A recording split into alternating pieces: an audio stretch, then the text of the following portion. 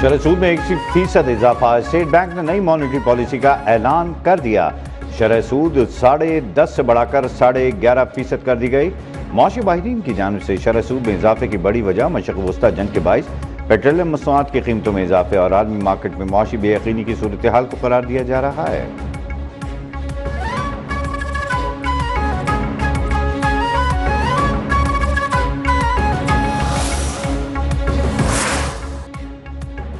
پہلے ابنائے ہرمز کھولیں اور ناکہ بندی کو ختم کرنے کا معاہدہ کریں۔ جوہری معاملات پر مذاکرات بعد میں ہوں گے۔ پاکستان کے ذریعے ایران کی نئی تجاویز امریکہ کو موصول، معاوضے کی ادائیگی اور مستقل امن کا قیام بھی تجاویز کا حصہ۔ امریکی صدر ڈونلڈ ٹرمپ کی زیر صدارت اعلیٰ سطح کا مشاورتی اجلاس آج متوقع۔ میڈیا رپورٹس کے مطابق فریقین میں مذاکرات کی ترتیب پر اختلافات برقرار ہیں۔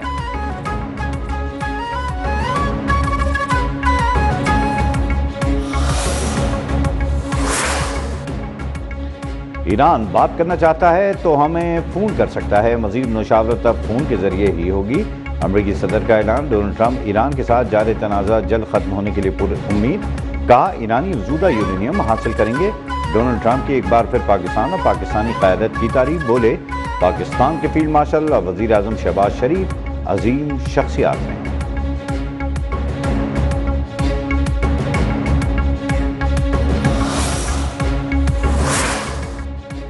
دورہ اسلام آباد میں مثبت مشاورت ہوئی، ان مخصوص حالات کا جائزہ لیا جن کے تحت ایران امریکہ مذاکرات جاری رہ سکتے ہیں۔ ایرانی وزیر خارجہ عباس عراقچی کی ماسکو پہنچنے پر گفتگو، کہا دورہ عمان کے دوران ابنائے ہرمز پر بات چیت ہوئی۔ اس گزرگاہ سے محفوظ آمد و رفت ایک اہم عالمی مسئلہ بن چکی ہے۔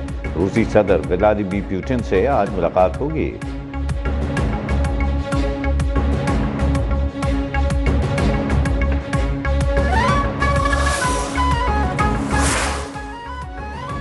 پاکستان اور چین کے اداروں کے درمیان 3 مفاہمتی یادداشتوں پر دستخط، سمندری پانی قابل استعمال بنانے، زرعی ٹیکنالوجی اور چائے کا شعبہ شامل۔ صوبہ یونان کے شہر چانگشا میں منعقدہ تقریب میں صدر آصف علی زرداری کی بھی شرکت۔ سمجھوتوں پر سندھ کے سینئر وزیر شرجیل انعام میمن اور سینیٹر سلیم مانڈی والا نے دستخط کیے۔ آصف علی زرداری نے پروفیسر پان جانگ کو ستارہ پاکستان سے بھی نوازا۔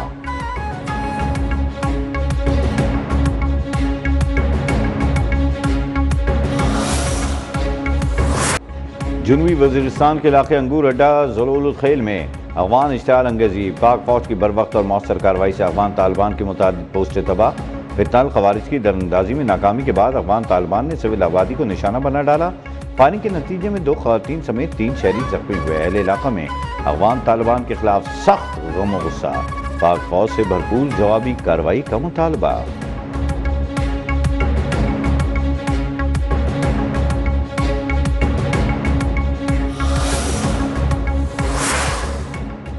پاکستان میں دہشت گردی کے پیچھے بھارتی مکروہ کردار، بے نقاب بھارتی خفیہ ایجنسی را سے جڑے بھارتی صحافی آدتیہ راج کول کا انکشاف، کہا دہلی کے لال قلعہ دھماکے کے محض 24 گھنٹے بعد اسلام آباد ہائی کورٹ میں خودکش دھماکہ کس نے کرایا، سب سمجھ سکتے ہیں۔ پاکستان میں دہشت گردی کے لیے ہماری پہچان کچھ بھی ہو سکتی ہے۔ را کا چہرہ افغانی، بھارتی، بنگلہ دیشی یا کسی مقامی بلوچ کا بھی ہو سکتا ہے۔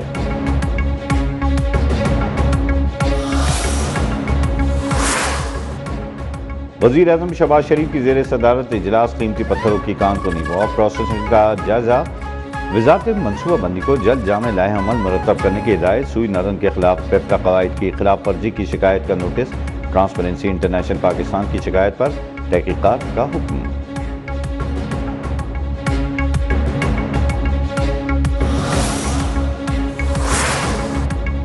اپنا کھیت اپنا روزگار سے 88,000 خاندان مستفید ہوں گے۔ اسکیم کے تحت زمین 10 سالہ لیز پر دی جائے گی۔ وزیر اطلاعات پنجاب عظمہ بخاری کی نیوز کانفرنس، کہا موسمی اور غیر موسمی سیاستدانوں نے زراعت پر بہت سیاست کر لی، اس وقت ضرورت ہے کہ ملک کی بہتری کے لیے سوچا جائے۔ یہ زمین صرف کاشتکاری کے لیے استعمال ہوگی، گھر بنانے کے لیے نہیں۔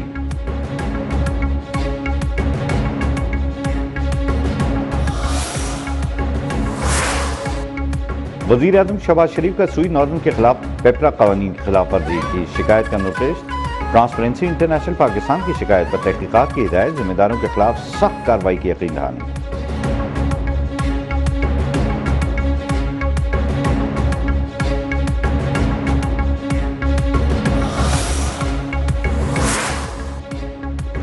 हुकूमत को पासपोर्ट कंट्रोल लिस्ट में नाम शामिल करने और पासपोर्ट गैर फाल करने का इख्तियार दोबारा मिल गया। वफाकी आईनी अदालत ने लाहौर हाई कोर्ट का फैसला मुअत्तल कर दिया। पासपोर्ट एंड इमिग्रेशन रूल्स की कलअदम शुदा दफात बहाल। हुकूमत की अपील बाकायदा समाअत के लिए मंजूर कर ली गई।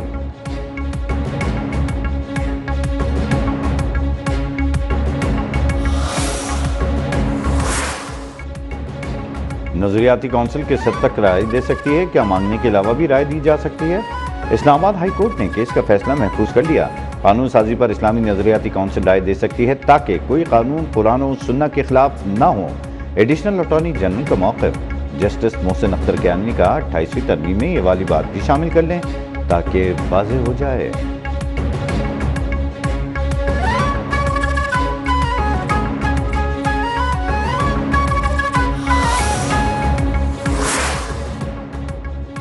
बहरी जहाज ऑनर 25 पर सोमाली कज़ाकों का कब्जा। यरगमाल बनाए गए 11 पाकिस्तानियों के अहलखाना की हुकूमत से फौरी इमदाद की अपील। गवर्नर सिंध का मुतासरा खानदानों से राबता। कहा, पाकिस्तान अपने शहरियों की रिहाई के लिए इक़दाम कर रहा है। हमारी एम्बेसी इनसे मुकम्मल राबते में है। यूरोपीय यूनियन की तंजीमों से भी राबता किया गया है।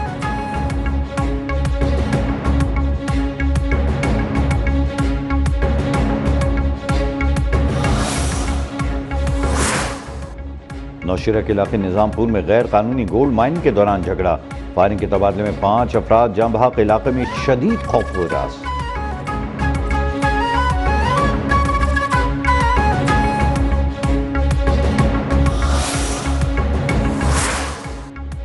ईरानी सफीर रजा अमीर मुकद्दम का अमन के लिए अनथक कोशिशों पर हुकूमत पाकिस्तान, पाक फौज और अवाम का तहे दिल से शुक्रिया। कहा, वज़ीर आज़म और फील्ड मार्शल की अहम कोशिशों को खुसूसी तौर पर सराहते हैं। ईरानी खत्ते की सूरत हाल पर मुशावरत के लिए था।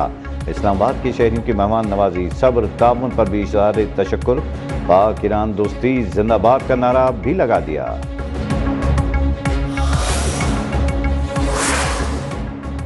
जंगबंदी की खिलाफ वर्जियां। इसराइल की लेबनान पर हमले जारी। बच्चों समेत 14 अफराद जाँ बहक, 37 जख्मी हो गए। हिजबुल्लाह के शुमाली इसराइल और लेबनान के अंदर मौजूद इसराइली फौजियों पर हमले। इसराइली फौज की जनूबी लेबनान में लड़ाई के दौरान एक फौजी की हलाकत की तस्दीक। एक अफसर समेत 6 इसराइली फौजी जख्मी भी हुए। हिजबुल्लाह ने इसराइली टैंक पर ड्रोन की हमले की वीडियो जारी कर दी।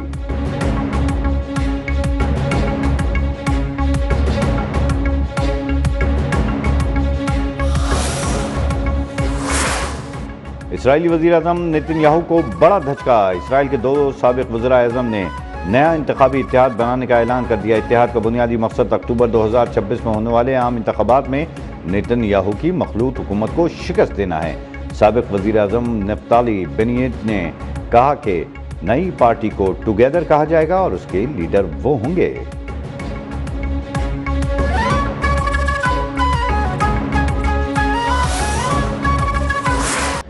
अमेरिकी सदर डोनाल्ड ट्रंप की मौजूदगी में प्रेस डिनर के दौरान फायरिंग के वाक़े की तहक़ीक़ात जारी है। FBI के मुलज़िम के घर और इतराफ़ इंक्वायरी। 31 साला मुलज़िम कोल टॉम्स एलन पर फर्द जुर्म आज आयद की जाएगी। क़ाइम मक़ाम अमेरिकी अटॉर्नी जनरल के मुताबिक मुलज़िम तफ्तीश में ताउन नहीं कर रहा। हमलावर का मुमकिन हदफ अमेरिकी सदर थे। ऐसा लगता है मुलज़िम ने अकेले कार्रवाई की।